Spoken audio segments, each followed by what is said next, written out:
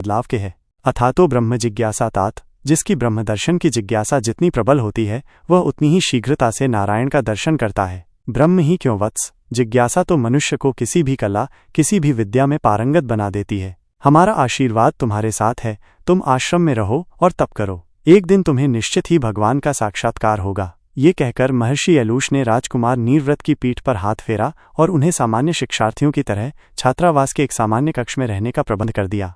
नीरव्रत ने पहली बार अपना सामान अपने हाथों से उठाया। वे प्रथम बार एक ऐसे निवास में ठहरे जिस तरह के निवास में उनके दास दासियां भी नहीं रहते थे। नीरव्रत ने उस दिन ही उतना सादा भोजन ग्रहण किया था। आश्रम व्यवस्था के अपमान की बात न रही होती तो वो उस थाल को, जो उनके लिए परोसा गया था, दूर फेंक देते। सायंकाल होने में विलंब लगा होगा, पर जीवन की इन प्रारंभिक विपरीत दिशाओं ने अविलंब ही मस्तिष्क में क्रांति विचार मंथन प्रारंभ कर दिया। इतना शुष्क जीवन नीरव्रत ने पहले कभी नहीं देखा था, इसलिए उससे अरुचि होना कुछ स्वाभाविक ही था।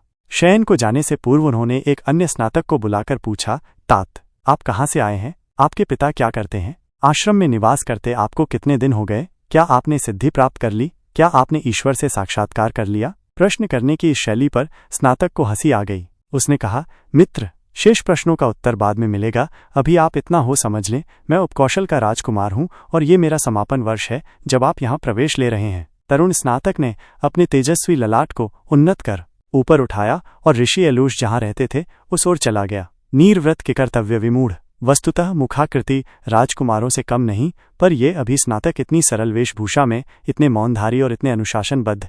क्या इनकी अपनी इच्छाएं कुछ हैं ही नहीं? क्या इनकी सुखाकांक्षाएं नष्ट हो गई हैं? सच पूछा जाए तो नीरव्रत का माथा फट गया होता इस तरह के प्रश्नों से, किंतु अच्छा हुआ उन्हें निद्रा देवी ने विश्राम दिया। प्रातःकाल सूर्योदय से 2 घड़ी पूर्व ही जब भगवती उषा के आगमन की तैयारी हो रही थी, सब स्नातक जाग पड़े, प्रार्थना हुई। उसी हलचल में नीरव्रत की निद्रा टूट गई। नीरव्रत ने शैया का परित्याग किया। शरीर हल्का था। शौच स्नान से निवृत्त होकर वो गायत्री वंदन के लिए आसन पर बैठे। आज आश्रम जीवन का प्रथम दिन था। ध्यान तो नहीं लगा, पर चिंतन से एक बात सामने आई, जब देह नष्ट हो जाती है तब भी क्या राजा रंक, स्त्री पुरुष, बाल वृद्ध का भेद रह जाता है? नहीं। फिर मेरे राजकुमारत्व को क्या अमर रहना है? नहीं नहीं, मन ने कहा नहीं। जीवन के दृश्य भाग नश्वर हैं, क्षणिक हैं, असंतोषप्रद हैं। जब तक मनुष्य पूर्णता प्राप्त नहीं कर लेता तब तक उसे ऐसी कोई मान्यता नहीं बना लेनी चाहिए। इस चिंतन से कल वाला बोझ हल्का हो गया। राजकुमार नीरव्रत ने मान लिया कि वो भी शरीर में अभिव्यक्त अव्यक्त आत्मा है और उसे पाने के लिए अहंभाव छोड़ना ही पड़ता है। किंतु ये अहंभाव भी कितना बलवान है कि मनुष्य को बार बार अपने शिकंजे में कसता ही रहता है। उससे यदि कोई बचाव कर पाता है तो वो है निरंतर विचार भावनाओं के प्रवाह और प्रबल निष्ठाएं।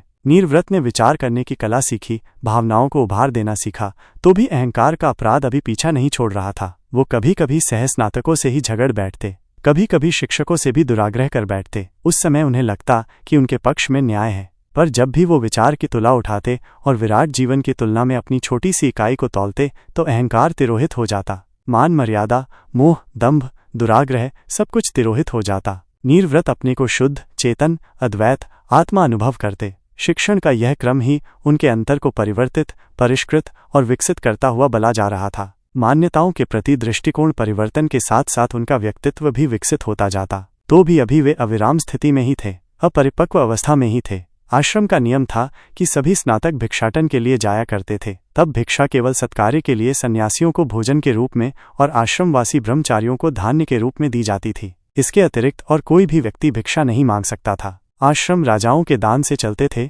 तो भी यह परंपरा थी कि स्नातक अपने आप को समाज का एक बालक हो समझें, वे कभी अहंकार न करें। इसलिए भिक्षावृत्ति प्रत्येक स्नातक के लिए आवश्यक थी। नीरव्रत को इस तरह का आदेश प्रथम बार मिला था। एक बार फिर उनका वर्षों का प्रसुप्त अहंभाव पुनः जाग पड़ा था। एक राजकुमार कभी भिक्षा नहीं मांग सकता, इस तरह का प्रतिवाद उनके अंतःकरण ने किया था। किंतु पुनश्च वही अधातो बाह्य जिज्ञासा नीरव्रत को अपने आप को दबाना ही पड़ा। भिखारी नीरव्रत भिक्षा पात्र लिए एक ग्राम में प्रविष्ट हुए। किसी के दरवाजे जाते उन्हें लज्जा अनुभव हो रही थी। ग्राम प्रमुख की कन्या विद्या ने उनके संकोच को पहचाना। उसने एक मुट्ठी धान्य लिया और नोरत्रत के समीप ले जाकर भिक्षा पात्र में डालने की अपेक्षा भूमि पर गिरा दिया। स्नातक ने पूछा, भद्रे, यदि जानबूझकर अन्न को फेंकना ही था तो आप उसे लेकर यहाँ तक आई ही क्यों? विद्या ने हंसकर उत्तर दिया, तात, मैं ही क्यों, संसार ही ऐसा करता है। हमने जीवन किसके लिए ग्रहण किया और उसका उपयोग कहाँ करते हैं? हम किस उद्देश्य से आते हैं और वह उद्देश्य हमें पूरा करते कितना संकोच, कितना भारीपन लगता है। क्या ये धान्य बाहर गिराने की तरह का ही अपराध नहीं हुआ?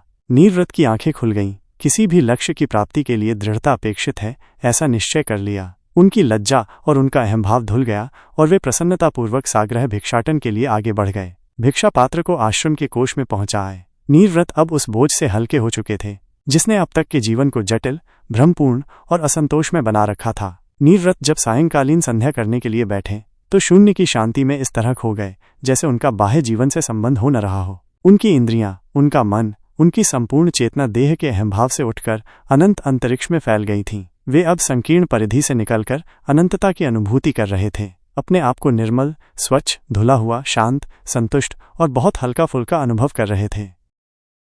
धन्यवाद दोस्तों, आपको ये कहानी कैसी लगी हमें कमेंट में बताइए। अगर आपको ये वीडियो अच्छा लगा तो इसे लाइक करें, अपने दोस्तों के साथ शेयर करें और चैनल सब्सक्राइब करके बेल आइकन ज़रूर दबाएं ताकि अगली शानदार कहानी आप सबसे पहले देख सकें। मिलते हैं अगले वीडियो में।